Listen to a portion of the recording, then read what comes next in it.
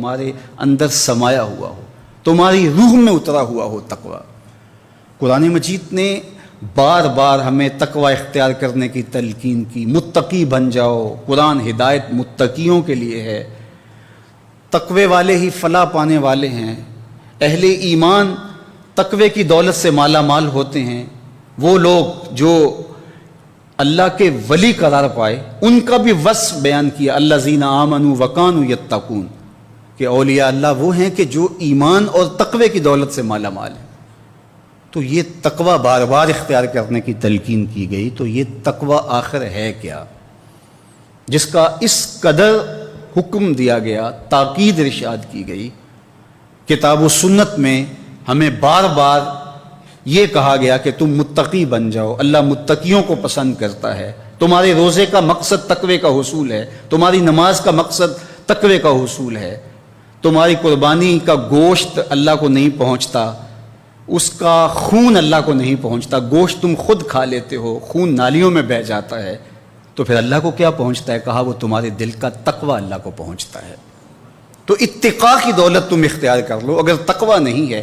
اور ایک مقام پہ فرمایا کہ بہتر لباس تقوی کا لباس ہے، کہیں فرمایا کہ تم زاد راہ اگر لینا چاہتے ہو تو وہ تقوی کی زاد راہ اختیار کرو۔ تو آخر تقوی ہے کیا کہ جس کے لیے اس قدر تاکید ارشاد فرمائی گئی؟ تو علماء نے کہا کہ جہاں تمہارا رب تمہیں دیکھنا چاہتا ہے وہاں تم پائے جاؤ، اور جہاں تمہیں نہیں دیکھنا چاہتا تم وہاں نہ پائے جاؤ، یہ تقوی ہے۔ حضرت ابو ہریرہ رضی اللہ تعالیٰ عنہ سے مروی ہے، ان سے پوچھا گیا کہ حضرت آپ بتائیے قرآن میں جو بار بار تقوی کی تلقین کی گئی ہے یہ تقوی ہے کیا؟ تو فرمایا کبھی تم ایسی وادی سے گزرے ہو جہاں خاردار جھاڑیاں ہوں؟ تو کہا ہاں کئی بار اتفاق ہوا اس کا۔ تو کہا پھر تم کیسے گزرتے ہو؟ کہا کپڑے سمیٹ لیتا ہوں، بچ بچ کے گزرتا ہوں، کوئی کانٹا میرے دامن سے الجھ نہ جائے اور میرا لباس تار تار نہ ہو جائے۔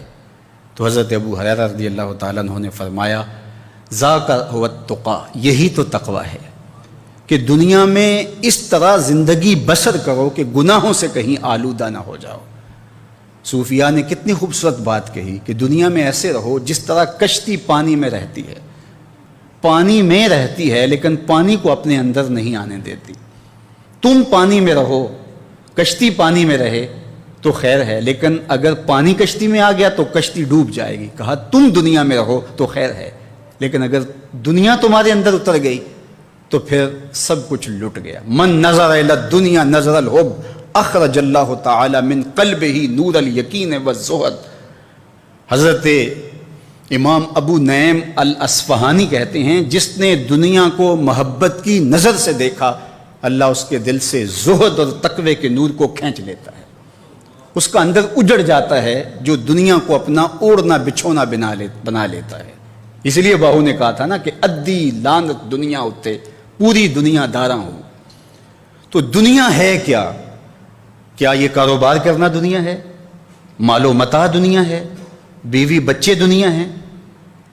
دنیا کیا ہے؟ رومی علیہ رحمہ قلم توڑ دیا، چیس دنیا از خدا غافل بدن۔ دنیا کیا ہے؟ خدا سے غافل ہو جانے کا نام دنیا ہے، وہ چاہے ممبر پہ بیٹھ کے غافل ہو یا دکان پہ بیٹھ کے غافل ہو۔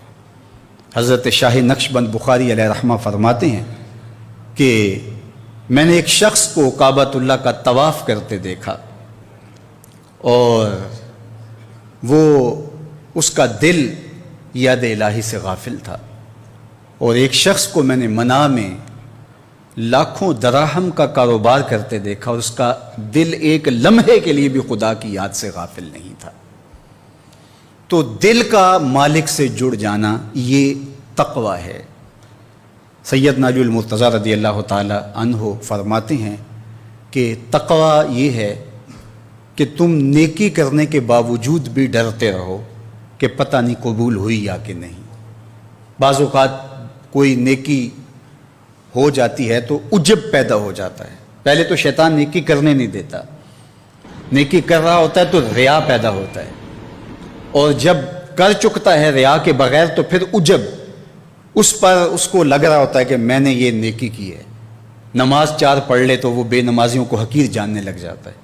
تو پہلے اس کو شیطان نیکی کرنے سے روکتا ہے، نیکی کر رہا ہوتا ہے تو ریا شامل کرتا ہے، کر چکتا ہے تو عجب پیدا کرتا ہے، اس لیے بڑی مشکل منزل ہے۔ تو سیدنا علی المرتضیٰ رضی اللہ تعالیٰ عنہ فرماتے ہیں کہ تقوی یہ ہے کہ نیکی کرنے کے باوجود بھی ڈرتا رہے، پتہ نہیں میری نیکی بھی قبول ہوئی ہے یا کہ نہیں۔ بعض کا ایسا ہوتا ہے کہ انسان بڑے مرتبے تک پہنچا ہوتا ہے، لیکن اس کا عجب، اس کی ریاکاری اور اس کا کوئی زبان سے بولا ہوا لفظ اس کی ساری کمائی برباد کر دیتا ہے۔ بلعم بن باورا بنی اسرائیل کا مستجاب الدعوات ولی تھا۔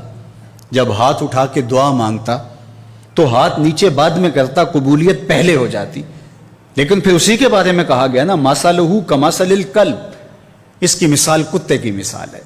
زبان لٹک گئی، زمین چاٹتا تھا ولی، مستجاب الدعوات تھا، لیکن تکبر میں آ گیا اور وقت کے نبی کے خلاف ہاتھ اٹھا کے بد دعا کرنے لگا اور زبان لٹک گئی، اور پھر اس کو قرآن نے کہا اس کی مثال کتے کی مثال ہے۔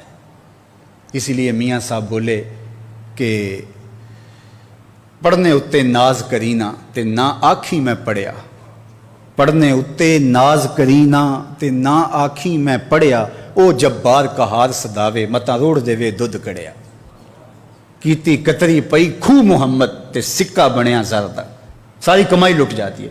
حضرت بایزید بسطامی سے ایک بڑھیا نے پوچھا تھا کہ میں آپ سے ایک مسئلہ پوچھنے آئی ہوں۔ کہا پوچھئے۔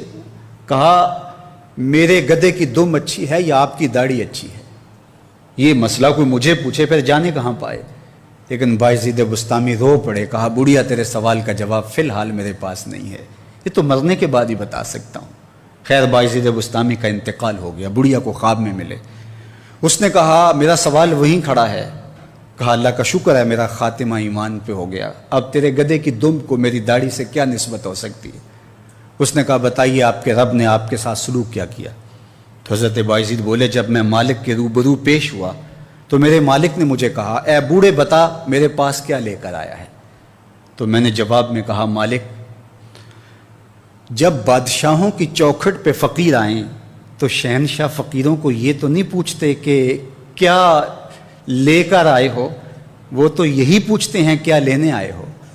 میں لے کر کچھ نہیں آیا، تیری رحمت لینے آیا ہوں، اللہ نے میری یوں ہی بخشش فرما دی۔ تو جب تک یہ یقین نہ ہو کہ میرا انجام کیا ہے اتنی دیر تک دھڑکا لگا رہے، ڈر لگا رہے، یہ مومن کی زندگی کا جمال ہے۔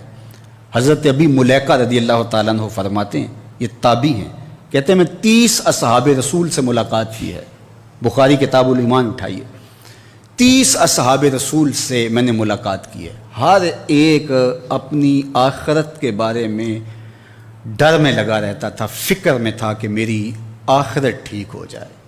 رنگا رنگ سہیلیاں پرن کڑے پر پریا اس دا جانیے جس دا توڑ چڑھے۔ تو کہا کہ اس دھڑکے میں تو ہم تھوڑا عمل کر بیٹھیں تو ہواؤں میں اڑنا شروع کر دیں کہ ہمارے جیسا زمانے میں کوئی نہیں، لوگوں کا مذاق اڑانا شروع کر دیں، گناہ گاروں کی تحقیر کرنا شروع کر دیں، ہم کون ہوتے ہیں؟ تو تقوی یہ ہے کہ نیکی کے بعد بھی ڈرتے رہیں کہ میرے مالک قبول کر لے۔ گناہ کے بعد جو مومن کی کیفیت ہے، مومن کے سینے کے اندر جو ایک ڈر کی کیفیت ہے، وہ تو ایک جہان ہی الگ ہے۔ نیکی کے باوجود بھی اس کے سینے کے اندر اللہ کی خشیت، اللہ کا خوف اور اللہ کا ڈر موجود ہو، اور اگر ان سے گناہ سرزد ہو جائے تو مومن کی شان یہ بتائی گئی ہے کہ وہ ایسے محسوس کرتا ہے جس طرح پہاڑ تلے آ گیا ہو اور ابھی گر جائے گا اور وہ ریزہ ریزہ ہو جائے گا۔ اور منافق کی مثال بتائی کہ جب وہ گناہ کر بیٹھتا ہے تو یوں محسوس کرتا ہے کہ بدن پہ مکھی بیٹھی اور ہلکے اشارے سے اس کو اڑا دیا۔ میں اور آپ ذرا اپنے آپ کو دیکھ سکتے ہیں کہ ہم کہاں کھڑے ہیں زندگی میں۔ اگر ہم سے کوئی خطا سرزد ہو جائے تو ہماری کیفیت باطن کیا ہوتی ہے؟ کیا یوں ہوتے ہیں کہ پہاڑ تلے آ گئے ہیں، یا یوں کیفیت ہوتی ہے کہ کوئی بات نہیں ہے؟ ہم کہتے ہیں فلاں بخشا گیا تو ہم بھی بخشے جائیں گے۔ اپنی عاقبت کو، اپنی آخرت کو دوسروں کے ساتھ ہم جوڑتے ہیں، جبکہ ہمیں حکم دیا گیا ہے کہ دنیا میں اپنے سے جو نیچے ہے اس کو دیکھو اور دین میں جو اپنے سے اوپر ہے اس کو دیکھو۔ لیکن دنیا کے اندر ہم اپنے سے اوپر کو دیکھتے ہیں اور دوڑ لگا دیتے ہیں، اور دین میں ہم اپنے سے نیچے کو دیکھتے ہیں، فلاں بخشا گیا تو ہم بھی بخشے جائیں گے۔ مومن کی یہ شان نہیں ہے، گناہ کر بیٹھتا ہے تو یوں محسوس کرتا ہے پہاڑ تلے آ گیا، مائز بن مالک اسلمی صحابی رسول ہے، لیکن بس ایک خطا سرزد ہو گئی، حضور کی خدمت میں حاضر ہو گئے، ایک عجیب کیفیت ہے، اور کیا کہتے ہیں، طہرنی یا رسول اللہ صلی اللہ علیہ وسلم، حضور مجھے پاک کر دیجیے۔ تو آقا کریم علیہ السلام نے فرمایا جاؤ اللہ سے توبہ کرو، وہ تمہارے گناہ معاف کر دے گا۔ تو وہ گئے، تھوڑی دیر کے بعد پھر پلٹ آئے اور پھر کہا طہرنی یا رسول اللہ صلی اللہ علیہ وسلم، حضور مجھے پاک کر دیجیے۔ فرمایا جاؤ اللہ سے معافی مانگو، وہ کریم ہے تمہیں معاف کر دے گا۔ گئے، معافی مانگی، لیکن اندر اضطراب اتنا تھا، بے چینی اتنی تھی، وہ چاہتے تھے میں دنیا پہ فارغ ہو جاؤں۔ حضور علیہ السلام نے پوچھا جبریل امین سے کہ مجھے جہنم کے عذابوں کا تذکرہ سناؤ۔ تو جبریل نے عرض کی حضور اخف العذاب، سب سے ہلکا عذاب جو جہنمی کو جہنم میں دیا جائے گا وہ یہ ہوگا کہ اس کے پاؤں میں آگ کے جوتے ہوں گے، یغلی منہما دماغہ، اور اس کا دماغ ہنڈیا کی طرح پکنا شروع ہو جائے گا، جوتے پاؤں میں ہوں گے، اور یہ سب سے ہلکے درجے کے عذاب کی کیفیت ہے، اور جو سخت عذاب ہے ان کی کیفیت کیا ہوگی، الیاذ باللہ۔ تو اس نے کہا حضور اتنا بڑا جرم مجھ سے ہو گیا ہے، میں تو دنیا پہ فارغ ہونا چاہتا ہوں، مجھے پاک کر دیجئے، میرے اوپر حد نافذ کر دیجئے۔ حضور نے پھر فرمایا جاؤ اللہ سے معافی مانگو، وہ تمہیں معاف کر دے گا۔ گئے، معافی مانگی، پھر پلٹ آئے۔ جب تیسری مرتبہ پھر چوتھی مرتبہ ہوا تو حضور علیہ السلام نے فرمایا فیما ہوتا ہے، کہا بار بار پلٹ آتے ہو، تم کون سا گناہ کر بیٹھے ہو، کس چیز سے تمہیں پاک کروں؟ قال من الزنا، عرض کی مجھ سے بدکاری ہو گئی ہے، ہوں بھی شادی شدہ، سزا اس کی رجم ہے جانتا ہوں، لیکن میں یہ چاہتا ہوں کہ دنیا پر پاک ستھرا ہو کے اللہ کے حضور پیش ہو جاؤں، مجھے پاک کر دیجیے۔ آقا کریم علیہ السلام نے فرمایا کہ ہو سکتا ہے کہ تو نے بوسہ لیا ہو، چھیڑ چھاڑ کی ہو، تو نے دیکھا ہو؟ عرض کی نہیں حضور، مجھ سے بدکاری ہوئی ہے۔ حضور نے فرمایا کہ یہ دماغی طور پہ درست تو ہے، اس کا توازن عقلی تو ٹھیک ہے؟ صحابہ سے پوچھا، انہوں نے کہا جی حضور یہ صحیح الحواس ہے۔ پھر فرمایا کہ اس نے شراب تو نہیں پی رکھی؟ تو ایک صاحب اٹھے، منہ سونگا، کہا نہیں حضور ایسی بات بھی نہیں ہے۔ اور ایک روایت میں ہے کہ حضور نے اس کے قبیلے والوں سے پوچھا کہ اس کا توازن عقلی تو ٹھیک ہے؟ انہوں نے بھی کہا صحیح الحواس ہے۔ حزال بن نعیم تھا جس نے بھیجا کہ جا حضور کے پاس اور جا کے حضور سے اپنا ماجرا کہے، ان سب نے کہا نہیں جی یہ بالکل صحیح الحواس ہے، شراب بھی نہیں پی رکھی۔ حضور نے کہا کہ ہو سکتا ہے کہ تو نے بوسہ لیا ہو سکتا ہے۔ اس نے کہا نہیں حضور، میں بقائمی ہوش و حواس یہ بتا رہا ہوں کہ مجھ سے بدکاری ہو گئی ہے۔ جب چوتھی مرتبہ اس نے اقرار کر لیا، بلکہ ایک روایت میں ہے کہ جب تیسری مرتبہ وہ اقرار کر چکا تھا تو حضرت ابو بکر صدیق رضی اللہ تعالیٰ عنہ نے کہا کہ اب اگر تو نے چوتھی مرتبہ کہا تو حضور تیرے اوپر حد نافذ کریں گے، تو اب بھی رک جا۔ اس نے کہا میں سچے دل سے کہہ رہا ہوں کہ مجھ سے بدکاری ہو گئی ہے، میں دنیا پہ صاف ہونا چاہتا ہوں۔ جب چوتھی مرتبہ اس نے قرار کر لیا تو حضور نے فرمایا اس کو لے جاؤ اور سنگسار کر دو۔ اللہ اکبر! حضور نے رخ پھیرا، حضور نے بار بار ٹالا، جاؤ، ہو سکتا ہے کہ تمہیں مغالطہ لگا ہو سکتا ہے جنون ہو، لیکن وہ ہر بار کہتا رہا۔ تو آقا کریم نے فرمایا جاؤ ان کو سنگسار کر دو۔ ان کو سنگسار کرنے کے لیے صحابہ لے گئے۔ حضور کھڑے ہوتے ہیں، کبھی بیٹھ جاتے ہیں۔ ایک صحابی کہتے ہیں میں اس وقت موجود تھا، حضور کی بغلوں سے پسینہ ٹپک رہا تھا، خود تو حکم دیا ہے کہ انہیں رجم کیا جائے اور خود رو رہے ہیں۔ وہ حضور کا عدل تھا، یہ حضور کی محبت ہے۔ مبتلائے درد ہو کوئی عذب روتی ہے آنکھ، کس قدر ہم درد سارے جسم کی ہوتی ہے آنکھ۔ خیر انہیں لے جایا گیا۔ جب پہلا پتھر مارا تو انہوں نے کہا کہ مجھے چھوڑ دو، مجھے حضور کے پاس بھیجو۔ تو انہوں نے کہا کہ حضور نے بار بار تجھے پوچھا تو اب تجھے چھوڑیں گے نہیں۔ تو انہوں نے انہیں پتھر مارے اور سنگسار کر دیا۔ کسی نے حضور کو آ بتایا کہ حضور جب ہم پتھر مارنے لگے تھے تو اس وقت پھر اسے بھی پتہ چلا کہ موت کیا ہوتی ہے۔ تو میرے حضور علیہ السلام دکھی ہو گئے اور فرمایا ہلا ترکتموہ، کاش کہ تم نے میرے پاس اسے آنے دیا ہوتا، شاید وہ اللہ سے توبہ کرتا اور اللہ اس کی توبہ قبول کر لیتا۔ حضور نے خود جنازہ پڑھایا، اچھا، حضور علیہ السلام جا رہے تھے کہ دو صحابی آپس میں بات کر رہے تھے کہ اس شخص کے عیب کو رب نے چھپا لیا تھا، اس نے آ کے خود اقرار کیا اور پھر اس پہ رجم ہوا اور کتے کی موت مرا۔ تو جب یہ بات کہی تو حضور کے چہرے پہ جلال آ گیا، لیکن حضور خاموش رہے۔ تھوڑی دیر آگے چلے تو ایک مرا ہوا گدھا پڑا تھا۔ حضور نے فرمایا وہ دو لوگ جو ہیں ان کو بلا کے لاؤ۔ بلا کے لایا گیا، فرمایا یہ پڑی ہوئی چیز ہے، اس سے کچھ کھا لو۔ تو انہوں نے کہا کہ حضور اس سے ہم کھائیں؟ فرمایا ابھی تھوڑی دیر پہلے تو تم نے اپنے بھائی کا گوشت کھایا ہے۔ فرمایا تم اس کی غیبت کرتے پھر رہے ہو، وہ جنت کی نہروں میں غوطے لے رہا ہے۔ بلکہ ایک روایت میں میرے اور آپ کے آقا و مولا نے فرمایا کہ اگر میرے مائز کی توبہ کو تقسیم کر دیا جائے پوری امت کے اندر تو ساری امت کی بخشش و مغفرت ہو جائے۔ اس نے اپنے آپ کو خود پیش کیا۔ گناہ کے بعد بندہ مومن کی یہ کیفیت ہوتی ہے، گناہ کرنے کے بعد ڈٹائی نہ کرتا پھرے، کوئی خام خواہ کی حجتیں نہ تراشتا پھرے۔ در توبہ کھلا ہوا ہے، مالک کی دہلیز پہ آ جائے، 100 بار بھی جرم کرے گا وہ 100 بار معاف کرے گا۔ 70 ماؤں سے زیادہ پیار کرنے والا رب، اس سے نہیں معافی مانگیں گے تو کس کی دہلیز پہ جائیں گے؟ تو آئیے اس کے حضور آج کی رات معافی مانگیں۔ گناہوں سے معافی مانگنے والا ایسا ہوتا ہے جس طرح اس نے گناہ کیا ہوا ہی نہیں ہے۔ التائب من الذنب کمن لا ذنب لہ، گناہ سے توبہ کرنے والا ایسے ہوتا ہے جس طرح اس نے گناہ کیا ہوا ہی نہیں۔ اور جو اللہ سے ڈر کے گناہ چھوڑ دے، اللہ اکبر۔ ترمذی میں روایت ہے اور بھی کتب حدیث میں موجود ہے، حضرت عبداللہ بن عمر رضی اللہ تعالیٰ عنہ بیان فرماتے ہیں، کہا حضور نے یہ قصہ اگر 7 بار سے زیادہ نہ سنایا ہوتا تو میں تمہیں کبھی بیان نہ کرتا۔ اور ایک روایت میں ابن حبان نے بیان کیا ہے کہ حضور نے 20 سے زائد مرتبہ یہ قصہ سنایا ہے۔ فرمایا کہ بنی اسرائیل میں ایک شخص تھا، اس کا نام کفل تھا اور بہت بڑا بدکار تھا۔ ہر رات بزم عیش سجتی اور وہ داد عیش دیتا۔ ہر روز کوئی نئی خاتون اس کے گھر کی زینت بنتی۔ ایک دن ایک خاتون کو 60 دینار دے کے وہ اپنے گھر لے آیا۔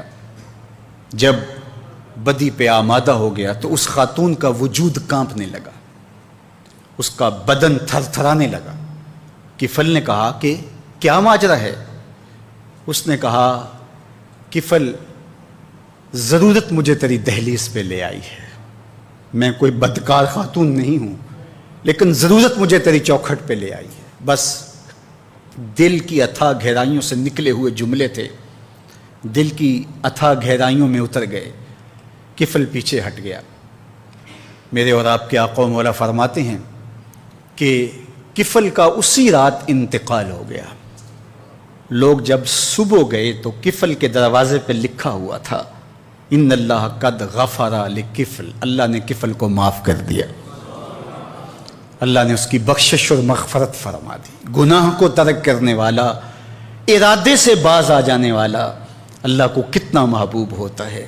میرے اور آپ کے آقا و مولا نے فرمایا وَرَجُلٌ دَعَتْهُ امْرَأَةٌ ذَاتُ مَنْصِبٍ وَجَمَالٍ فَقَالَ إِنِّي أَخَافُ اللَّهَ، وہ شخص جس کو کسی خاتون نے دعوت گناہ دی، یا خاتون ہے اس کو مرد نے دعوت گناہ دی، اور اس نے کیا کہا انی اخاف اللہ، میں اللہ سے ڈرتا ہوں، یا خاتون نے کہا میں اللہ سے ڈرتی ہوں۔ تو میرے اور آپ کے آقا و مولا فرماتے ہیں قیامت کے دن جب کوئی سایہ نہیں ہوگا، اللہ اس کو اپنے عرش کا ٹھنڈا سایہ عطا فرمائے گا۔ کتنی بڑی بات ہے، حشر کے دن اللہ کی رحمتوں کے سائبان تلے ہوگا۔ تو ہمارے رب کا ہم سے تقاضا ہے کہ ہم تقوی کی دولت سے مالا مال ہو۔ وہ چاہتا ہے کہ ہم متقی ہو جائیں۔ اللہ ہمیں عذاب نہیں دینا چاہتا، ہم خود چھلانگیں لگا رہے ہیں۔ قرآن مجید میں کتنا خوبصورت اسلوب ہے، ذرا دیکھیے، ما یفعل اللہ بعذابکم، اللہ فرماتا ہے اللہ تمہیں عذاب دے کے کیا کرے گا؟ وہ نہیں چاہتا کہ تمہیں عذاب میں مبتلا کرے، تم خود چھلانگیں لگا رہے ہو، تم خود دوزخ میں اترنے کی کوشش کر رہے ہو۔ اس کی رحمتیں تمہیں بہانے دیتی ہیں کہ آ جاؤ، اس کی رحمت کا در کھلا ہے، کشادہ ہے در رحمت۔ جتنے بھی پاپ کمائے جرم کیے اس کی دہلیز پہ آ جاؤ. وہ یہ نہیں دیکھے گا اس نے جرم کتنے کیے, وہ یہ دیکھے گا میری دہلیز پہ آ گیا, وہ پچھلے سارے گناہ معاف کر دے گا. یا ایھا الذین آمنوا اتقوا اللہ, اے ایمان والو اللہ سے ڈر جاؤ. وَلْتَنْظُرْ نَفْسٌ مَّا قَدَّمَتْ لِغَدٍ, اور ہر جان یہ دیکھے اس نے آنے والے کل کے لیے آگے کیا بھیجا ہے. حضور علیہ السلام نے ارشاد فرمایا, حضرت ابو ہریرہ رضی اللہ تعالیٰ عنہ سے مروی ہے کہ جب کوئی شخص فوت ہوتا ہے تو لوگ کہتے ہیں اس نے پیچھے کیا چھوڑا, فرشتے کہتے ہیں اس نے آگے کیا بھیجا. لوگ تو حساب کرتے ہیں نا, کتنی فیکٹریاں چھوڑی, کتنا بینک بیلنس, کتنی جائیداد, کتنے مربع, کتنی زمینیں, لیکن فرشتے کہتے ہیں اس نے آگے کیا بھیجا. حضرت سیدنا عمر رضی اللہ تعالیٰ عنہ بولے, حاسبوا قبل ان تحاسبوا وزنوا قبل ان توزنوا, اپنا حساب کرو اس سے قبل کہ تمہارا حساب کیا جائے.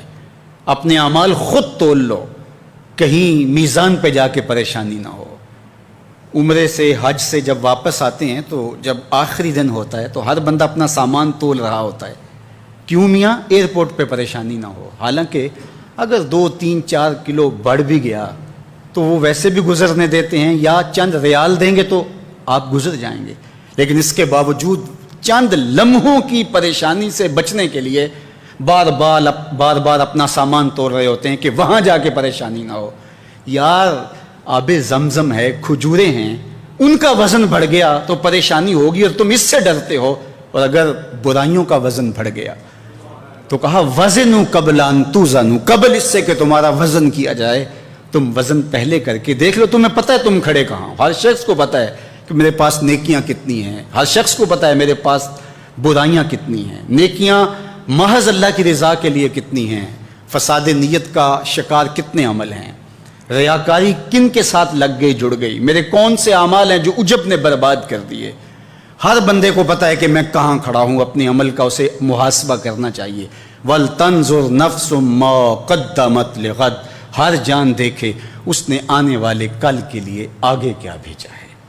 یہاں تو دیکھتے ہو کہ پیچھے کیا چھوڑا ہے, لیکن آگے کیا بھیجا ہے. آج اگر تم نہیں سوچو گے تو ایک دن آئے گا, عَلِمَتْ نَفْسٌ مَّا قَدَّمَتْ وَأَخَّرَتْ. اللہ تعالیٰ ارشاد فرماتا ہے کہ ایک وقت آئے گا کہ ہر جان دیکھ لے گی کہ اس نے آگے کیا بھیجا اور اس نے پیچھے کیا چھوڑا. ہر چیز تشت ازبام ہو جائے گی. وَحُصِّلَ مَا فِي الصُّدُورِ, سینوں کے اندر چھپے ہوئے راز بھی باہر آ جائیں گے. جب سینوں کی چھپی چیزیں بھی تشت ازبام ہو جائیں گی تو باقی کیا بچے گا. تو کتنا سخت دن ہوگا. تو اس دن کی آج تیاری کرنا ہوگی. ہمیں بتایا گیا ہے تو بوگے کل کاٹ لوگے, گندم از گندم بروئے جو سے جو, جو بوگے وہی کاٹ لو. گندم بوگے تو گندم کاٹ لوگے, جو بوگے تو جو کاٹ لوگے. یہ دنیا دارالعمل ہے جہاں جو کرو گے کل قیامت کے دن اس کی جزا یا اس کی سزا تمہیں دیکھنا ہوگی. اور قیامت کے دن جب نامہ اعمال ہاتھ میں دیا جائے گا بندہ حیرت زدہ ہوگا, آنکھیں پھٹی کی پھٹی رہ جائے گی. ما لہذا الکتاب لا یغادر صغیرۃ ولا کبیرۃ الا احصاها, ہائے اس کتاب کو کیا ہو گیا, اس نے چھوٹی بڑی کوئی بات نہیں چھوڑی, سب کچھ لکھ دیا. لیکن پھر پچھتاوے کا کیا فائدہ. آج کا پچھتاوا کل کی بہتری کا ضامن بن جاتا ہے, لیکن کل کا پچھتاوا سوائے حسرت بڑھانے کے, دکھ اور اذیت بڑھانے کے اور کچھ نہیں ہوگا. اس لیے آج میں اور آپ دیکھیں کہ ہم کھڑے کہاں ہیں. توبہ کا در کھلا ہے, سورج ابھی مغرب سے طلوع نہیں ہوا, اللہ کی رحمتیں برس رہی ہیں, ماہ سیام جیسے مہینے دستیاب ہیں, لیلۃ القدر جیسی راتیں میسر ہیں. اٹھے ہوئے ہاتھ وہ موڑتا نہیں, خالی نہیں پھیرتا. ان ربکم حیی کریم یستحیی من عبدہ اذا رفع یدیہ الیہ ان یردہما صفرا. تمہارا رب حیا کرنے والا سخی کریم ہے. بندے جب اس کے سامنے ہاتھ پھیلا کے دعا مانگتے ہیں, اللہ فرماتا ہے مجھے شرم آتی ہے ان کے اٹھے ہوئے ہاتھ خالی کیسے موڑوں. جب میرے سے ہی مانگا ہے تو میں نے بھی نہ دیا تو کس در پہ جائیں گے. تو اس کی دہلیز, اس کا در, اس کی چوکھٹ نہ چھوڑنا اور آج غور کرنا کہ ہم کھڑے کہاں ہیں. رومی علیہ رحمہ نے اس مثال کو, اس حقیقت کو ایک مثال سے سمجھایا. کہتے ہیں کوئی جزیرہ تھا, وہاں کا سیاسی نظم یہ تھا کہ سال کی آخری تاریخ کو جو ان کا موجودہ بادشاہ ہوتا اس کو جنگل میں چھوڑتے اور نیا بادشاہ لینے کے لیے وہ ساحل پہ آ جاتے. جو پہلا شخص ساحل پہ اترتا اس کو اپنا حکمران مان لیتے. جو بھی حکمران بن جاتا وہ خوش ہو جاتا، حالانکہ اس کو بتا دیتے کہ 1 سال کے لیے تجھے منتخب کیا ہے، سال کی آخری تاریخ کو تخت سے اٹھائیں گے، باندھیں گے، جکڑیں گے، اور اسی جزیرے کے دوسرے کنارے ایک جنگل ہے جہاں خاردار جھاڑیاں اور موذی جانور ہیں، وہاں تجھے پھینک دیں گے۔ وہ بھول جاتا، کہتا دیکھی جائے گی۔ اور سال کی آخری تاریخ جب وہ رسیاں اور زنجیریں لے کے آتے تو وہ پریشان ہو جاتا کہ آنکھ جھپکنے میں سال گزر گیا، پتہ ہی نہیں چلا۔ پھر روتا ہوا چیختا ہوا اس جنگل میں جاتا اور لوگ اس کو چھوڑ کے آ جاتے اور درندوں کا رزق بن جاتا، اور جو بھی آتا اس نے کبھی انکار نہیں کیا تھا۔ پہلی بار ایسا ہوا کہ جس شخص کو انہوں نے ہار ڈالے، گارڈ آف آنر دیا، تعظیم تکریم دی، سیلوٹ کیا، اس نے کہا یہ سب کیا ہے؟ کہا کہ آج کے بعد تو ہمارا حکمران ہے۔ کہا میں تو امور سلطنت نہیں جانتا، میں تو تاجر آدمی ہوں، چیزیں بیچنے آیا ہوں۔ کہا کہ ہمارا اصول یہی ہے کہ سال کی پہلی تاریخ کو پہلا شخص جو جزیرے پہ قدم رکھتا ہے وہ ہمارا حکمران ہوتا ہے۔ اس نے کہا میں تو امور سلطنت کو نہیں جانتا، تو یہ کس طرح ذمہ داری قبول کر سکتا ہوں؟ انہوں نے کہا کہ تمہیں کرنا ہوگی، اس کے علاوہ کوئی راستہ نہیں ہے، ہمارا یہ قانون ہے، ضابطہ ہے، اور یہ بھی بتا دیں کہ سال کی آخری تاریخ کو تجھے اسی جنگل کے دوسرے کنارے چھوڑائیں گے جہاں موذی جانوروں کا رین بسیرا ہے۔ تو اس نے کہا اگر انجام اتنا دردناک اور خطرناک ہے پھر تو میں بالکل جانے کے لیے تیار نہیں ہوں۔ تو انہوں نے کہا تو چاہے نہ چاہے باندھ کے بھی تخت پہ بٹھانا پڑا تمہیں بٹھائیں گے۔ اس نے کہا اچھا مجھے یہ بتاؤ کہ سال بعد میری بات مانو گے یا نہیں؟ انہوں نے کہا کہ ہاں، قانون میں تو ترمیم نہیں کر پائے گا، لیکن یہ ہوگا کہ تیرے انتظامی حکم ہم ماننے پہ مجبور ہوں گے۔ اس نے کہا ٹھیک ہے، میں تمہارا حکمران بننے کے لیے تیار ہوں۔ رومی بولتے ہیں کہ جب بھی کوئی شخص تخت نشین ہوتا تو وہ بھول جاتا کہ میرے 7 سال کی آخری تاریخ میں کیا ہونے والا ہے۔ وہ عیش و عشرت کرتا اور یوں وقت گزارتا، سال کی آخری تاریخ آنکھ جھپکنے میں آ جاتی۔ لیکن یہ پہلا شخص تھا، تخت نشین ہوتے اس نے پہلا حکم نامہ جاری یہ کیا کہ کمانڈوز بلائے جائیں۔ بلائے گئے، کہا اس جنگل میں چلے جاؤ جہاں تم بادشاہوں کو پھینک کے آتے ہو، اور وہاں کے موذی جانور کاٹ ڈالو۔ پھر بلدیہ کے ملازمین بلائے، کہا جاؤ جا کے وہاں کی جھاڑیاں کاٹو۔ پھر معمار بلائے، کہا جا کے وہاں محل تیار کرو۔ کچھ لوگوں کو بلایا، کہا جا کے وہاں پھول لگاؤ، پھلدار درخت لگاؤ، سایہ دار شجر لگاؤ۔ پوری حکومتی مشینری اس جنگل کو کٹوانے، وہاں کے موذی جانور قتل کروانے، اور وہاں خوبصورت محل بنوانے، کنویں کھدوانے اور پھلدار درخت لگوانے میں صرف کر دی۔ اب سال کی آخری تاریخ کو جب وہ زنجیریں لے کر آئے تو اس نے کہا کہ مجھے کیوں جکڑتے ہو، میں خود جانے کے لیے تیار ہوں، اس لیے کہ یہ اس تخت پہ آرام سے نہ بیٹھا، یہاں بیٹھ کے تیاری وہاں کی کرتا رہا جہاں اس نے جانا تھا۔ کافر اور فاسق دنیا کے تخت پہ عیش کرتا ہے، بھول جاتا ہے کہ میں نے کہاں جانا ہے، اور صالح مومن اس تخت پہ آرام سے نہیں بیٹھتا، جہاں جانا ہے اس کے لیے تیاری کرتا رہتا ہے۔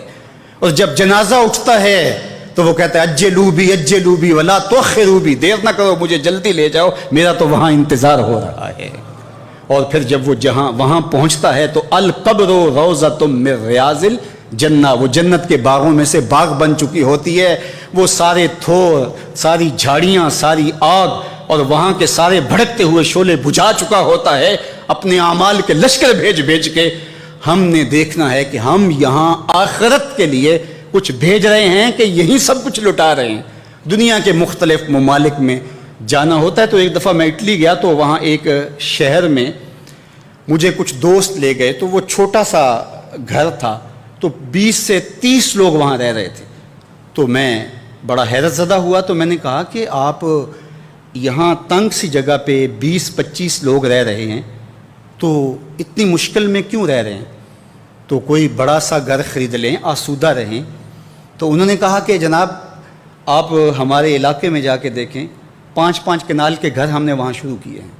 ہم یہاں کمائی کرنے آئے ہیں، عیش کرنا تھوڑے آئے ہیں، ہم تو چند سالوں کے لیے یہ آئے ہیں، اس لیے ہم یہاں سے کماتے ہیں، بھیجتے وہاں ہے جہاں ہم نے ہمیشہ جا کے رہنا ہے۔ میں نے کہا یہی تو میں سمجھانے آیا ہوں، جہاں جتنا رہنا ہے وہاں کا انتظام بھی اس حساب سے کرو۔ حضور نے فرمایا کن فی الدنیا کانک غریب او عابر السبیل، دنیا میں ایسے رہو جس طرح مسافر اجنبی رہتا ہے۔ سڑک عبور کرنے والا دائیں بائیں سے دیکھ کے سڑک عبور کر جاتا ہے۔ یہ دنیا پر جینا لگا کے بیٹھ جاؤ، چند دن کے لیے آئے ہو، یہ آخرت کی کھیتی ہے، دارالعمل ہے، وہ آخر دارالجزا ہے۔ تو قبل اس سے کہ وہ وقت آئے ہاتھ ملتے رہ جائیں، آج کا پچھتاوا کل کی بہتری کا ضامن بن سکتا ہے، لیکن کل کا پچھتاوا سوائے حسرت بڑھانے کی اور کچھ نہیں ہو سکتا۔ بلکہ میں نے کتب میں پڑھا کل قیامت کے دن نیکوکار بھی پچھتائیں گے۔ بدکاروں کا پچھتانا تو سمجھ میں آتا ہے، نیکوکار کیوں پچھتائیں گے؟ جب اپنے اچھے اعمال کی جزا دیکھیں گے تو وہ پچھتائیں گے، ہائے جو چند لمحے ضائع کر دیے وہ بھی کیوں ضائع کر دیے۔ تو آئیے میں اور آپ اپنی آخرت کی تیاری کریں اور دیکھیں، ہر شخص غور کرے اس نے آنے والے کل کے لیے آگے کیا بھیجا۔ واتقوا اللہ، پھر کہا اور اللہ سے ڈر جاؤ۔ میرا رب بار بار کہہ رہا ہے اللہ سے ڈر جاؤ، اللہ سے ڈر جاؤ۔ وہ کیوں اپنے سے ڈرانا چاہتا ہے؟ وہ تمہاری تہذیب نفس چاہتا ہے، تمہارے باطن کی ستھرائی چاہتا ہے، تمہیں بھڑکتے ہوئے شعلوں سے بچانا چاہتا ہے۔ یہ اس کی شفقت ہے، یہ اس کی محبت ہے کہ وہ تمہیں بار بار کہہ رہا ہے ڈر جاؤ اس سے اور اس کے حکم کو مانو، نافرمانی سے بچ جاؤ تاکہ تم میری بنائی ہوئی جنت کے مستحق ہو جاؤ۔ اللہ اکبر، واتقوا اللہ ان اللہ خبیر بما تعملون، اور جو تم کرتے ہو تمہارا رب اس سے باخبر ہے۔ مت سمجھنا کہ وہ دیکھ نہیں رہا، تم کو چھٹی دے رکھی ہے تو اس کا یہ مطلب نہیں ہے کہ تم اس کی پہنچ سے باہر ہو یا اس کی نگاہوں میں نہیں ہو۔ تمہارے ایک ایک لمحے کو وہ دیکھ رہا ہے، ایک ایک ساعت کو ملاحظہ کر رہا ہے۔ بند کمرے ہوں یا مخفی غاریں، تم جہاں بھی داد عیش دو تمہارا رب تمہیں دیکھ رہا ہے۔ کالے پہاڑ کی گہری غار میں چیونٹی چلتی ہے تو اس کے ننھے اور مہین پاؤں سے سینہ سنگ پر جو لکیر بنتی ہے تمہارا رب اس کو یوں دیکھتا ہے جیسے دیوار چین کو دیکھتا ہے۔ تو کیا وہ تمہارے اعمال کو نہیں دیکھتا؟ تمہارے ایک ایک عمل کو، تمہارے ارادے کو، تمہاری آنکھوں کی خیانت کو، تمہارے دل کے ارادے کو دیکھتا ہے، ایک ایک چیز سے وہ آگاہ ہے۔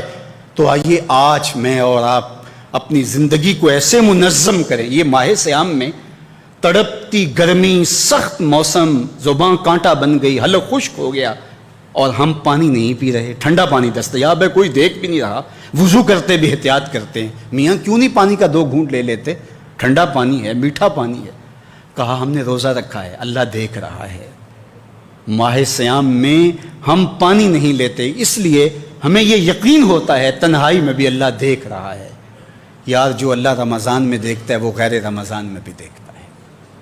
پانی پینے لگو تو دیکھتا ہے، رشوت لینے لگو تو تب بھی دیکھتا ہے، آنکھ بھٹکے تو تب بھی دیکھتا ہے، خیال بہکے تو تب بھی دیکھتا ہے، سوچوں میں آوارگی آئے تو تب بھی دیکھتا ہے۔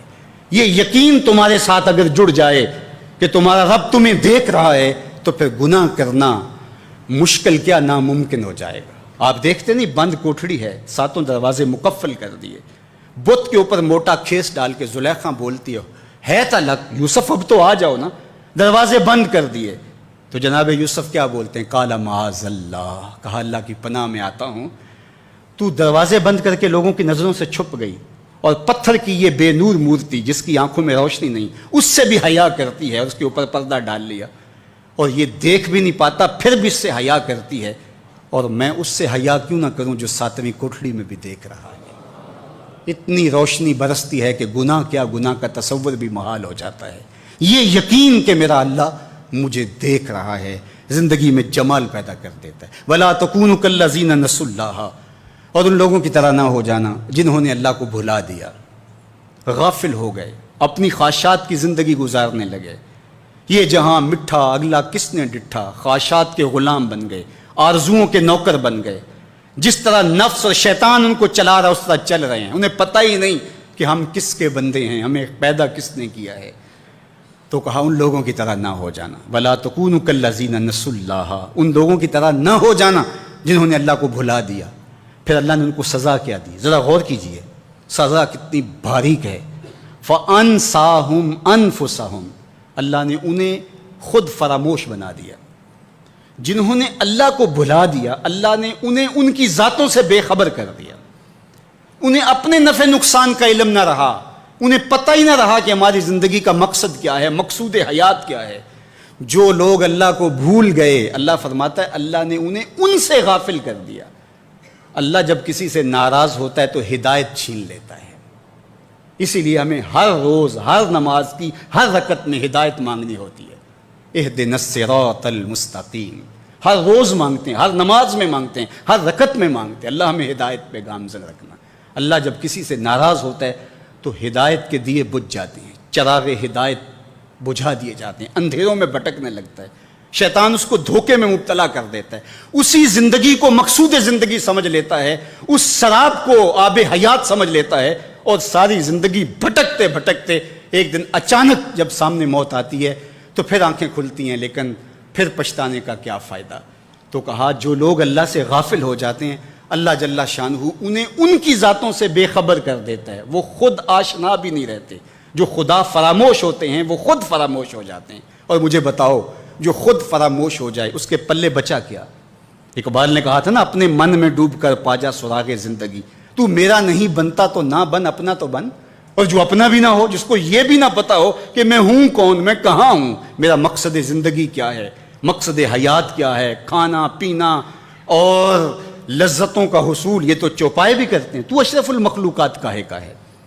یہ زندگی تو ان کی بھی ہے کہ وہ اچھا کھاتے ہیں، تم تو ایک پاؤ بھر گوشت کھا لیتے ہو، اور شیر روز ایک ہرن جو ہے وہ چاٹ جاتا ہے، وہ تیرے سے زیادہ کھاتا ہے، تیرے سے زیادہ طاقتور ہے، ہاتھی کا جسم تیرے سے کہیں بڑا ہے، پرندے ہواؤں میں اڑتے ہیں، مچھلی پانی کی تہوں میں اتر جاتی ہیں، عقاب کی نظروں اور بلندی پرواز کی دیکھنے والی ہوتی ہے، کرگس کہاں سے کہاں تک سونگ لیتی ہے، ان کی قوت شامہ تیرے سے بڑی ہے، لیکن اس کے باوجود بھی افضل تو، اشرف بھی تو، اور اللہ نے اپنی نیابت کا تاج تیرے سر پہ رکھا ہے۔ جب تو اپنے آپ سے ہی آگاہ نہیں ہے تو پھر تو ہے کیا؟ تو راز کن فقاں ہے، اپنی آنکھوں پر عیاں ہو جا، خودی کا رازداں ہو جا، خدا کا ترجمہ ہو جا، خودی میں ڈوب جا غافل، یہ سر زندگانی ہے، نکل کر حلقائے شام و سحر سے جاوداں ہو جا، مسافے زندگی میں سیرت فولاد پیدا کر، شبستان محبت میں حریر و پرنیاں ہو جا، گزر جا بن کے سیلے تند رو کو ہو بیاباں سے، گلستان راہ میں آئے تو جوئے نغمہ خاں ہو جا، تیرے علم و محبت کی نہیں ہے انتہا کوئی، نہیں ہے تجھ سے بڑھ کر ساز فطرت میں نوا کو، تو تو مقصود ہے، تو تو مسجود الملائک ہے، فرشتوں کی پیشانی تیرے حضور جھکی ہے، تو اپنے آپ سے آشنا ہی نہیں ہے، تجھے پتہ ہی نہیں کہ تو کون ہے، تجھے آگ ہی نہیں رہی کہ تو ہے کون، تیری ذات کیا ہے، فرشتے سلامیاں دیں، فرشتوں کی پیشانیاں جھکیں، تو دیکھ تو کھڑا کہاں ہے، کانپتا ہے دل تیرا اندیشہ طوفان سے کیا، ناخدا تو، بحر تو، کشتی بھی تو، ساحل بھی تو، دیکھ آ کر کوچائے چاکے گریباں میں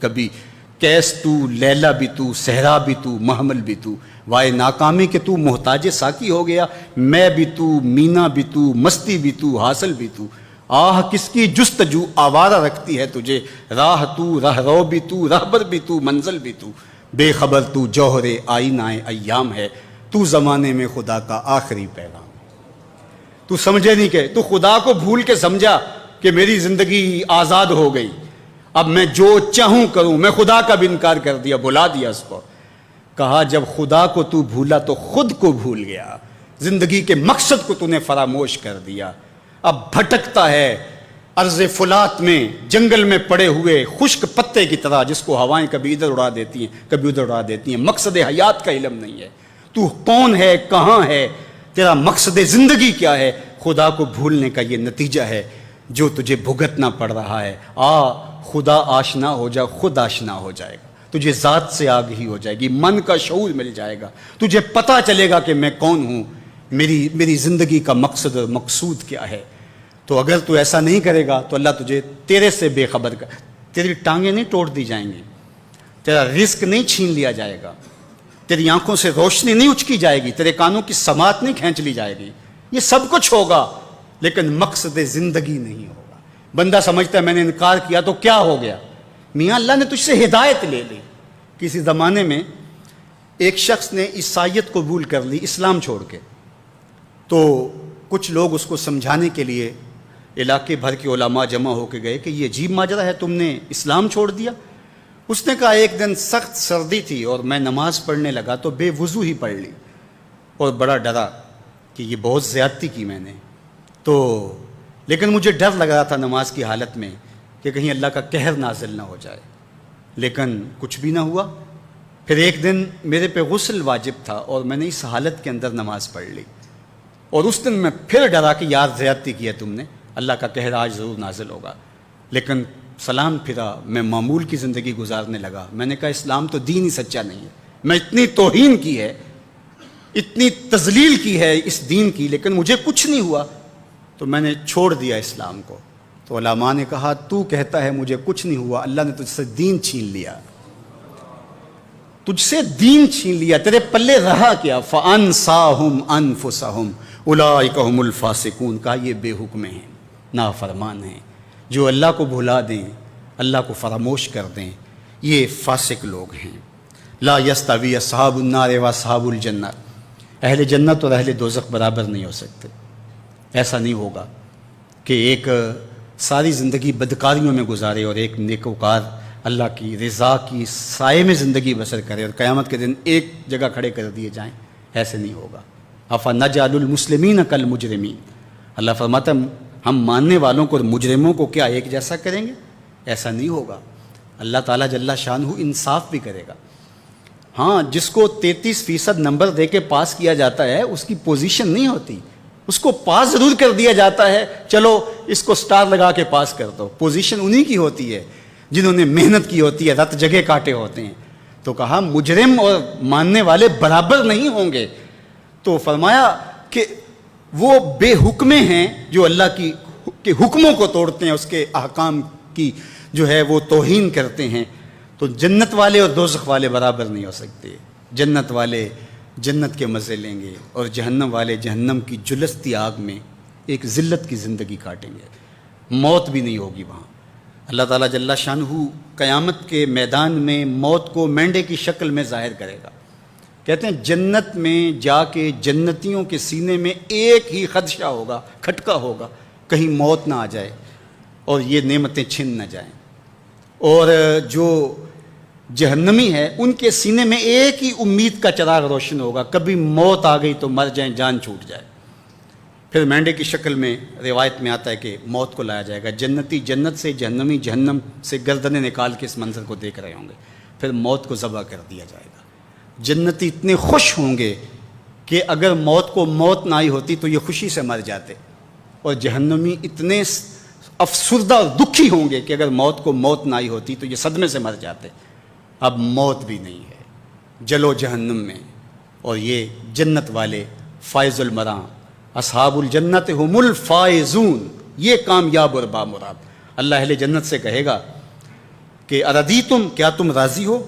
تو وہ کہیں گے ہمیں کیا ہوا کہ ہم راضی نہ ہو، ہمیں تو وہ ملا کہ جس کا ہم تصور بھی نہیں کر سکتے تھے۔ میرے اور آپ کے آقا و مولا نے ارشاد فرمایا کہ سب سے کم جگہ جنت میں اس کو ملے گی جو سب سے آخر میں جنت میں جائے گا۔ ہمارے پنجابی میں کہتے ہیں پھاڈا، جو سب سے آخر میں جنت میں گیا، اور یہ وہ شخص ہوگا جو سب سے آخر میں جہنم سے نکالا گیا، جہنم کے رگڑے سہنے کے بعد جہنم سے نکالا جائے گا، اور پھر اللہ جل شانہ اس کو کہے گا کہ بتا تیری کیا آرزو ہے، تو وہ کہے گا مالک مجھے یہ دے دے، یہ دے دے، یہ دے دے، یہ دے دے۔ اللہ فرمائے گا لکا ما تمنیت، جو تو نے تمنا کی جا تجھے عطا کر دیا۔ اب اس کی آرزو ہوگی کہ مجھے سایہ دیوار جنت میں بھی جگہ مل جائے تو غنیمت ہے، یا جنت میں کوئی جھونپڑی بھی مل جائے تو کافی ہے۔ لیکن اللہ فرمائے گا جا جنت میں، اور تیرے لیے جنت میں دنیا سے 10 گنا جگہ ہے۔ یہ 7 بر اعظموں پہ پھیلی ہوئی کائنات، اس کو 10 سے ضرب دیں، اور یہ اس کے لیے ہوگی جو سب سے آخر میں جائے گا۔ تو جب وہ یہ سنے گا تو وہ کہے گا اتسخر وانت الملک، صحیح ہے میں روایت ہے، وہ کہے گا اتسخر وانت الملک، میرے مالک، میرے رب، تو بادشاہ ہو کے مجھ سے مذاق کر رہا ہے؟ یعنی جس نے ساری زندگی بدکاریوں اور گناہوں میں گزاری اور جہنم کے رگڑے سے آج سب سے آخر میں جنت میں جا رہا ہے، تو اس کو کتنی جگہ ملے گی؟ اس دنیا سے 10 گنا۔ تو وہ کہے گا اتسخر وانت الملک، تو بادشاہ ہو کے مجھ سے مذاق کر رہا ہے؟ جب یہ حدیث میرے اور آپ کے آقا و مولا بیان کر رہے تھے تو فضاحک النبی حتی بدت انیابہ، حضور اتنا مسکرائے کہ حضور کی داڑھیں نظر آنے لگی، کہ اس کو یقین ہی نہیں آئے گا کہ میرے لیے اتنی جگہ۔ اللہ فرمائے گا ہاں تیرے لیے یہ جگہ، اور وہ جنت میں جائے گا۔ یار جو سب سے آخر میں جائے گا اس کو تو اتنی جگہ ملے گی، تو پھر ابو بکر و عمر کی جائیداد کا عالم کیا ہوگا، عثمان و علی اور حسن و حسین کی جائیداد کا عالم کیا ہوگا، جو خاتون جنت جنتی خواتین کی سردار اس فاطمہ کی جاگیروں کا عالم کیا ہوگا۔ تو جب حضور کے غلاموں کی جاگیروں کا عالم یہ، تو پھر محمد عربی کی شان کیا ہوگی جنت میں۔ تو کتنا بدبخت آدمی ہے جو 2 انچ کے لیے آخرت برباد کر بیٹھتا ہے۔ تو کہا اصحاب الجنت هم الفائزون۔ اب ارشاد فرمایا وَلَوْ أَنزَلْنَا هَذَا الْقُرْآنَ عَلَى جَبَلٍ لَرَأَيْتَهُ خَاشِعًا مُتَصَدِّعًا مِنْ خَشْيَةِ اللَّهِ، یہ قرآن جو ہم نے تمہیں دیا. کہا اگر ہم یہ پہاڑوں پہ نازل کرتے تو اللہ کے خوف سے ریزہ ریزہ ہو جاتے. اللہ نے یہ کتاب تمہیں عطا کی ہے. کتنے بد نصیب لوگ ہیں کہ اس کتاب کے ہوتے ہوئے بھی گمراہی کے گڑھے میں پڑے رہے اور ظلمتوں اور اندھیروں کے اندر زندگی بسر کر دیں. کہا اس کتاب کی تاثیرات اس کے فہم کے اجالوں سے اتنی تاثیر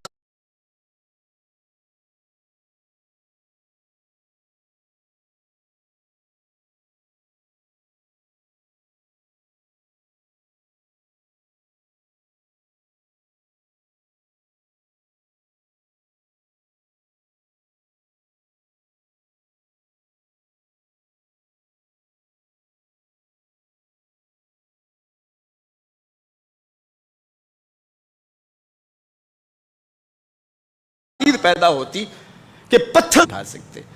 پہاڑوں نے کہا کہ ہم کو ساروں اور پربتوں کے سلسلے رکھنے کے باوجود، فلک بوس چوٹیاں رکھنے کے باوجود اس بوجھ کو نہیں اٹھا سکتے. سمندروں نے جن کی محیب گہرائیاں دہلا دیں، انہوں نے کہا ہم نہیں اٹھا سکتے.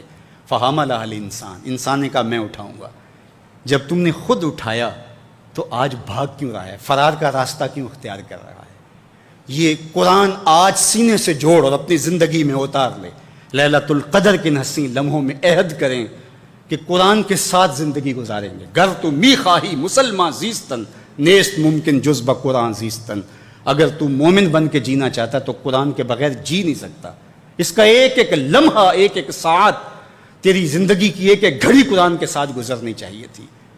تیرے سینے کا انتخاب کیا اس قرآن کے نزول کے لیے، پہاڑوں پہ نازل نہیں کیا.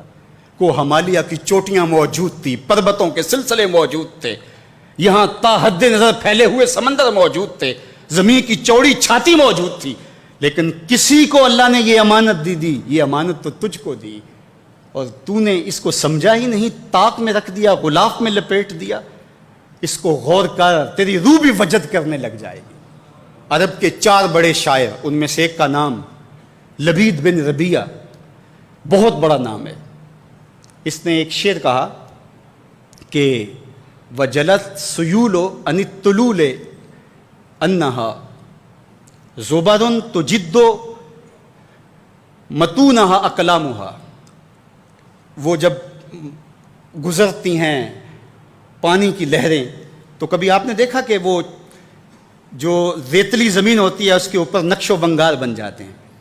تو اس کا نقشہ کھینچا کہ ادب کی کھلی کتاب ہو اور کسی نقاش نے قلم سے بوٹے تراش دیے ہوں تو کہا سیلاب گزرنے کے بعد وجلس سیول عن الطلول، وہ جو ٹیلے ہیں ریت کے، ان کے اوپر یوں نقش و بنگار بنے ہوئے ہیں، کأنہا زبرن، گویا کہ وہ تختیاں ہیں، کتابیں ہیں.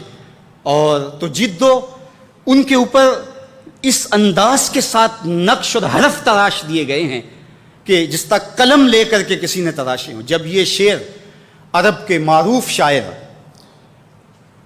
جو ہے وہ فرزدق المجاشی نے پڑھا تو وہ سجدے میں گر گیا.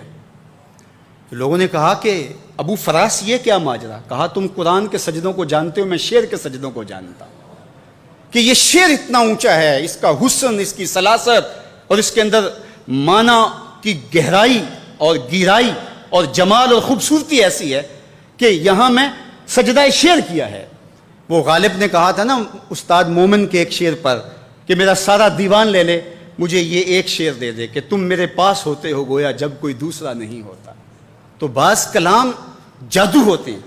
تو وہ لبید اتنا بڑا شاعر کہ جس پر عرب کا بہت بڑا شاعر اس کے شعر پر سجدہ ریز ہو، جب قرآن پڑھتا ہے تو پھر شعر کہنا چھوڑ دیتا ہے. اللہ اکبر. حضرت ابو موسیٰ اشعری رضی اللہ تعالیٰ عنہ کو حضرت عمر نے بھیجا کہ لبید کو بلا کے لاؤ. وہ بلا کے لائے. کہا کہ کوئی کلام سناؤ. کہا جب سے سورہ بقرہ اور سورہ آل عمران پڑھی ہے میں نے شعر کہنا چھوڑ دیا ہے، یہ صورتیں ہی میرے لیے کافی ہیں.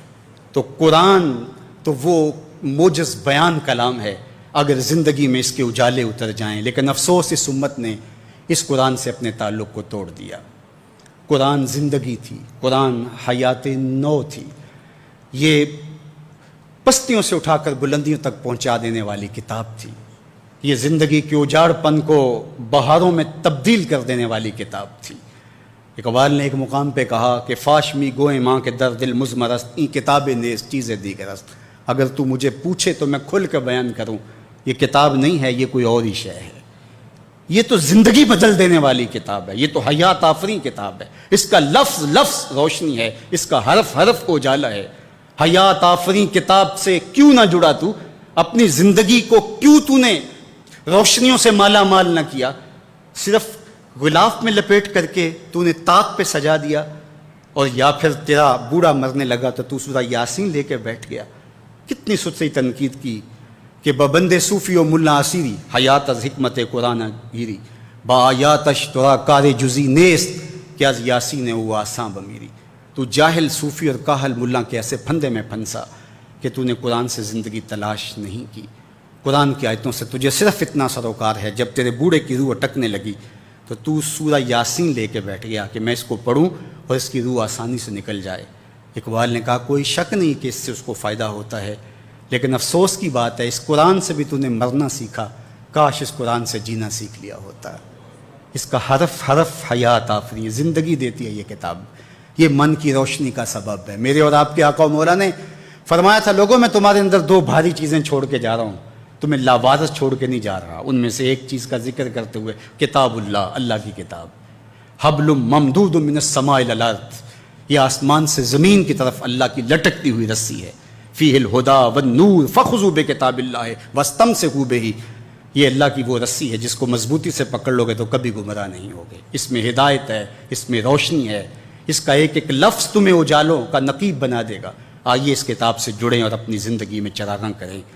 یہ تو پتھروں پہ نازل ہوتی تو ان کے کلیجے بھی اس کو سہار نہ پاتے اور ریشہ ریشہ ہو جاتے اور ذرہ ذرہ اور ریزہ ریزہ بن جاتے، اور تم تو انسان ہو تو تم اس کتاب کو لے کر کے تمہارے اندر کوئی جنبش ہی پیدا نہیں ہوئی، تم نے اس کو عام کتاب سمجھ لیا، گھروں میں سجا کے رکھ لیا۔ یہ کتاب تو تمہیں کھڑا کر دیتی، آج تم رسوا ہو، ذلیل ہو، پست و زبوحال ہو تو اس وجہ سے کہ تم نے اس کتاب کو چھوڑ دیا۔ شکوے میں جب زبان کھلی تو لہجہ تھوڑا تلخ ہو گیا، فتویٰ بھی متوجہ ہوا، لیکن جواب آتا ہے تو سارا نشہ اتر جاتا ہے۔ لہجہ کتنا سخت ہے، تیرے کعبے کو جبینوں سے بسایا ہم نے، نو انسانی کو غلامی سے چھڑایا ہم نے، صفائے دہر سے باطل کو مٹایا ہم نے، تیرے قرآن کو سینوں سے لگایا ہم نے، پھر بھی ہم سے گلہ ہے کہ وفادار نہیں، ہم وفادار نہیں، تو بھی تو دلدار نہیں۔ اقبال شکوہ گناہ ہے۔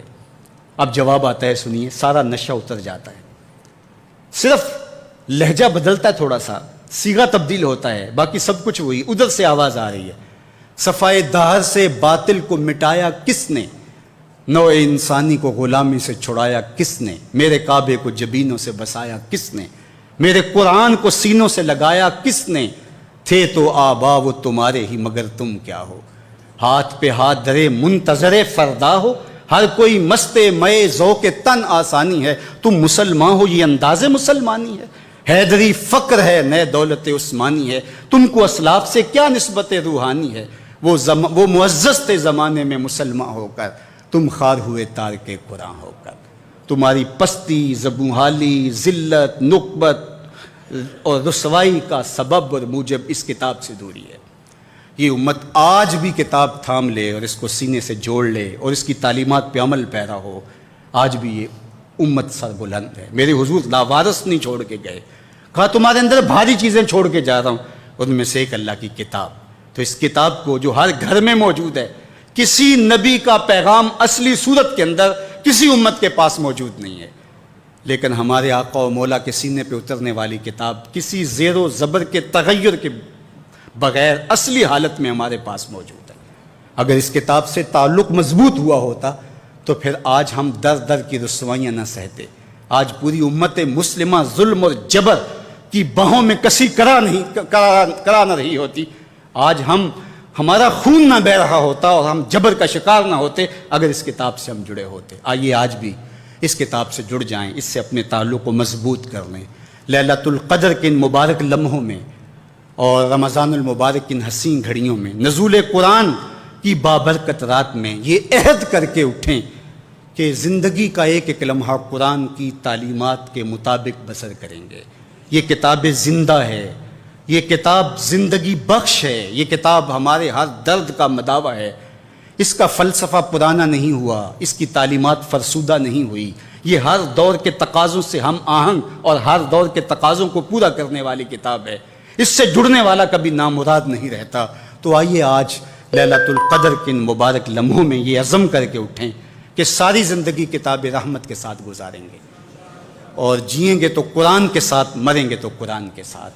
پھر دیکھنا یہ قرآن تمہیں دیتا کیا ہے۔ میرے اور آپ کے آقا و مولا نے فرمایا کہ جو قرآن مجید کی تلاوت میں مشغول رہا اور اس کو دعا مانگنے کا موقع نہ ملا، اللہ مانگنے والوں سے زیادہ اسے عطا فرمائے گا۔ یہ کتاب کی برکتیں، تمہارا رب سے باتیں کرنے کو جی چاہے تو قرآن کھول کے بیٹھ جاؤ، یہ تمہارے رب سے ہم کلام ہونا ہے۔ حضرت سہل تستری جنگل میں رہتے تھے، لوگ ملنے گئے تو کسی نے کہا سہل آؤ نا شہر میں، تمہارے مزاج کے لوگ مل جائیں گے، یہاں جنگل میں کس طرح زندگی گزارتے ہو؟ تو کہا کہ تمہیں کس نے کہا ہے کہ میں تنہا رہتا ہوں؟ کہا کہ ہم خود دیکھ رہے ہیں، کسی نے کیا کہنا ہے۔ فرمانے لگے تم نے غلط دیکھا، جب میرا اس سے باتیں کرنے کو جی چاہتا ہے تو میں نماز کے لیے کھڑا ہو جاتا ہوں، اور جب اس کی باتیں سننے کو جی چاہتا ہے تو قرآن کھول کے بیٹھ جاتا ہوں، کبھی اپنی سناتا رہتا ہوں، کبھی اس کی سنتا رہتا ہوں۔ تمہیں کس نے کہا میں تنہا رہتا ہوں؟ میں تو دم دم اپنے رب کے ساتھ رہتا ہوں۔ جڑے رہو اس کے ساتھ وابستہ رہو، راتوں کی تنہائیوں میں اور دن کے اجالوں میں قرآن کو معمول زندگی بنا لو۔ میرے حضور نے فرمایا راتوں کی تنہائیوں میں اٹھ کے قرآن پڑھا کرو، اور قرآن پڑھتے ہوئے رویا کرو۔ ایک مقام پہ فرمایا فَإِلَّمْ تَبْكُوا فَتَبَاكُوا، اور اگر رونا نہ آئے تو رونے کی کوشش کیا کرو۔ حضرت داتا گنج بخش علی حجویری سے کسی مرید نے پوچھا حضرت اگر رونے کی کوشش کریں پھر بھی رونا نہ آئے؟ فرمایا پھر اپنے مقدر پہ رویا کرو۔ اتنے سنگ دل ہو گئے ہو کہ تمہاری آنکھیں آنسوں کا خراج پیش نہیں کرتی۔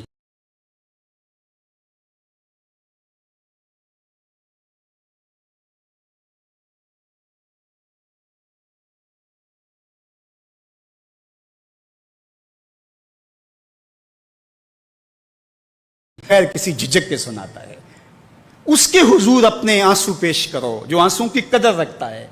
لوگ تو آنسوں کا مذاق اڑاتے ہیں، تم سے درد سے کہانی سنیں گے اور پھر چسکے لے لے کے آگے سنائیں گے۔ لوگ مہندی سجائیں گے تیرے لہو سے، زخم اپنے دل کے نہ دکھانا کسی کو۔ لوگ تو تمہارے زخموں سے مہندی سجائیں گے اور اپنے ہاتھوں کو جو ہے وہ آراستہ کر لیں گے اور دکھاتے پھریں گے میرے پاس یہ بھی راز ہے، یہ بھی راز ہے۔ اپنے راز مسلح پہ رکھو، سجدے میں اس کے حضور کہو۔ سارے دکھوں کا مداوا اس مالک کی دہلیز پر ہے، اس کی چوکھٹ پر ہے۔ تو کہا اس قرآن سے جڑ جاؤ، اپنی زندگی کو مالک کے سپرد کر دو اور ایک ایک لمحہ مالک کی چوکھٹ پہ گزار دو۔ لیلۃ القدر کے یہ لمحے، یہ مبارک گھڑیاں اللہ میرے اور آپ کے لیے رحمت و راحت کا پیغام بن کے، ہماری نجات کی ضمانت بن کے، ہماری توبہ کا ذریعہ بن کے، ہماری آخرت کی بہتری کا سبب بن کے، ہمیں اللہ اور اس کے رسول سے جوڑنے والی بن جائیں، اور ہم سب کو اپنی خاص پناہوں کا حصار عطا کرے۔ وآخر دعوانا ان الحمد للہ رب العالمین۔ دعا سے پہلے چند مرتبہ اللہم انک عفو تحب العفو فاعف عنی، اللہم انک عفو تحب العفو فاعف عنی، اللہم انک